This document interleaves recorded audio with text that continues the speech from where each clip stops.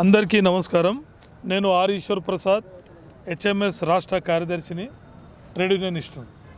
అయితే ఈరోజు మెదక్, కరీంనగర్, నిజామాబాద్ జిల్లాలో షుగర్ ఇండస్ట్రీ ఉండాలని, షుగరు రైతులందరూ కూడా చక్కెరను, షుగర్ కేన్ పండించి షుగర్ను సప్లై చేయాలి దేశంలో అని నవాబ్ జంగ్ అనే ఇంజనీర్ తోటి మీర్ ఉస్మాన్ అలీ ఖాన్ అనే నిజాం నవాబు ఆ రోజు ప్రారంభించిండు 1937లో.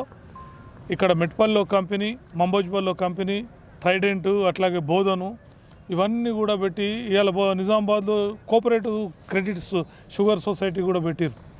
ఇవన్నీ పనిచేసే క్రమం లోపల ఈరోజు అన్నిటిని కూడా సంక్షోభంలో 2017 నుంచి పడ్డాయి.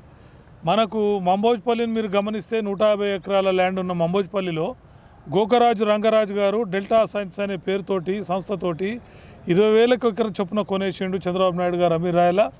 ఆ రోజు దాన్ని ఛాలెంజ్ చేసి మళ్ళీ కోర్టులో తీర్పు జరిగి అది ఇవ్వద్దు, అది గవర్నమెంట్ నడపాలని చెప్పి కూడా తీర్పులు వచ్చినాయి. ఇది అట్లాగే ఈ ట్రిడెంట్ షుగర్ ఫ్యాక్టరీ కూడా ఈరోజు 121 ఎకరే గవర్నమెంట్ ల్యాండ్ ఉంటే దాన్ని ఆక్యుపై చేయడానికి అలా ఒక రెజల్యూషన్ ప్రొఫెషనల్ తోటి 38 కోట్ల ఎస్టిమేషన్ వేసి 1.5 ఎకరం ఉన్నది ఇవాళ.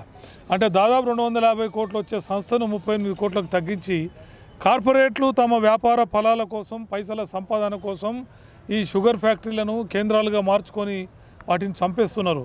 ఇది బాధాకరమైనటువంటి అంశం. అట్లాగే మంబోజ్పల్లిలో ఈరోజు రైతులందరూ కూడా ఎక్కడ పోతున్నారు మరి అదే సందర్భంలో ప్రపంచంలో ఓన్లీ తెలంగాణ నడపట్లేదు కదా, మహారాష్ట్ర అట్లాగే కర్ణాటక, మనకు ఉత్తరప్రదేశ్ లోపల షుగర్ ఫ్యాక్టరీలు అనేటువంటివి అత్యున్నతంగా నడుస్తున్నాయి. ఈరోజు మహారాష్ట్ర షుగర్ ఫ్యాక్టరీలు దాదాపు 100, 1100, 150 మనకు ఉత్తరప్రదేశ్లో ఇవన్నీ కూడా ఉన్నాయి. ఇవన్నీ కూడా లాభాలలో మంచి 251 టన్నులు ఉత్పత్తి చేస్తూ మంచి పేరు తెచ్చుకుంటున్నారు. మరి ఎందుకు ఈ దౌర్భాగ్యం తెలంగాణలో ఏర్పడ్డదంటే ఈ కాస్ట్లీ ఎప్పుడైతే రియల్ ఎస్టేట్ భూముల కాస్ట్ పెరిగినాయో కార్పొరేట్లు వేసిన వాళ్ళ మాయాజాలము, అట్లాగే ప్రభుత్వాల యొక్క సపోర్ట్ తోటి చేస్తున్నటువంటి కుట్ర తప్ప ఇంకోటి కాదనేది స్పష్టంగా మనకు కనబడతా ఉన్నది. 1937లో ఏర్పడ్డ ఈ కంపెనీలను 2017 నుంచి సంక్షోభం ప్రారంభించారు. ఆ సంక్షోభం నుంచి ఈరోజు వాళ్ళందరూ కూడా కార్మికులు 1000 మంది ఉన్నారు. మంబోజ్పల్లి ఎన్డీఎస్ఎల్లో ట్రిడెంట్లో 185 మంది ఉన్నారు. ఈ వర్కర్ల యొక్క జీతాలేవి చెల్లించకుండా రకరకాల క్వరీస్ పెడుతూ వాళ్ళను అన్యాయం చేస్తూ ఉన్నారు, దగా చేస్తూ ఉన్నారు. ఇది అమానుషం. అసలు ఈ రాష్ట్రం లోపల మరి రాజకీయ పార్టీలను గమనిస్తే 2013లో తెలంగాణ ఏర్పడేటప్పుడు ఉద్యమంలో షుగర్ ఫ్యాక్టరీల పరిరక్షణ చేస్తాం, షుగర్ ఫ్యాక్టరీలను సస్యశ్యామలం చేస్తాం, రైతులకు అండగా ఉంటామని ప్రకటించిన తెలంగాణ రాష్ట్ర సమితి పార్టీ అధికారంకి వచ్చి 2014 నుంచి 2023 వరకు కూడా పట్టించుకొని ₹1 ఇచ్చిన పాపాన పోలే. అట్లాగే 2023 ఎన్నికల్లో ఈ షుగర్ ఫ్యాక్టరీలను మొత్తం మేము సుసంపన్నం చేస్తాం, దీన్ని రివ్యూ చేస్తాం, దీన్ని ముందు తీసుకెళ్తాం, రినోవేషన్ చేస్తామని చెప్పినటువంటి ఇప్పుడున్నటువంటి కాంగ్రెస్ పార్టీ కూడా ₹1 కేటాయించలేదు, ఒక్క కంపెనీని పునరుద్ధరించలేదు. ఇవాళ Metpally company, Mambojipally company, Bodhan sugar factory, Trident sugar factory మొత్తం అందరూ కూడా రోడ్ల మీద ఉండే పరిస్థితి. ఇవాళ కోట్లాది రూపాయల ఎకరాల భూమి అనేటువంటిది నిర్వీర్యంగా పడిపోయిన పరిస్థితి, యంత్రాలు కూడా నిర్వీర్యంగా మిగిలిపోయిన దుస్థితి కారణం ఈ ప్రభుత్వానికి ఒక స్పష్టత లేదనేటువంటిది కనిపిస్తూ ఉన్నది. అదేవిధంగా ఈరోజు కేంద్ర ప్రభుత్వం దీనికి షుగర్ కేన్ రెనోవేషన్ కోసం ₹10,000 కేటాయించమని చెప్పి పబ్లిక్ ఇన్ఫర్మేషన్ బ్యూరోలో ప్రకటించింది. మరి ఆ 10,000 కోట్లు తీసుకునే శక్తి వీళ్ళకి లేదా, ఇచ్చే సౌదార్యం వాళ్ళకి లేదా? ఆ 10,000 కోట్లు కనుక కేటాయిస్తే ఈ 3 జిల్లాల్లో ఉన్నటువంటి ఫ్యాక్టరీలు 5 ఫ్యాక్టరీలు ఇమ్మడే పునరుద్ధరణ జరుగుతుంది, సస్యశ్యామలం అవుతాయి, 1000 కుటుంబాలు బతుకుతాయి. ఈరోజు ఎంతోమందికి ఉద్యోగాలు ఇచ్చినటువంటి 1000 మంది పనిచేసి మంబోజ్పల్లి చుట్టూ రైతులకు వెలుగుగా ఉన్నటువంటి రైతులకు ఇలా కార్మికుల పరిస్థితి 2017 నుంచి ₹1 గ్రాట్యుటీ చెల్లించలేరు, పిఎఫ్ చెల్లించలేరు, నష్టపరిహారం చెల్లించలేరు. 1947 ఐడి యాక్ట్ ఏదైతే సెక్షన్ 25 FF చెప్తున్నదో ఒక్కటి కూడా అమలు చేయలేని దౌర్భాగ్యం ఉన్నది. అంటే ప్రజాస్వామ్య దేశంలో రాజ్యాంగము, రాష్ట్రపతి, పార్లమెంటు కల్పించిన చట్టాలు కల్పించిన హక్కులను కూడా కాలదొక్కుతున్నటువంటి దుర్మార్గాన్ని మనకు స్పష్టంగా కనబడుతున్నది. ట్రైడెంట్ షుగర్లో 170-180 మంది పనిచేస్తే ఇప్పుడు వచ్చినటువంటి యాక్షన్లో బిడ్డర్ తీసుకున్నటువంటి ఉమరాలు ఏమంటున్నాడంటే 130 మందికే నేను పైసలు ఇస్తా అంటున్నాడు.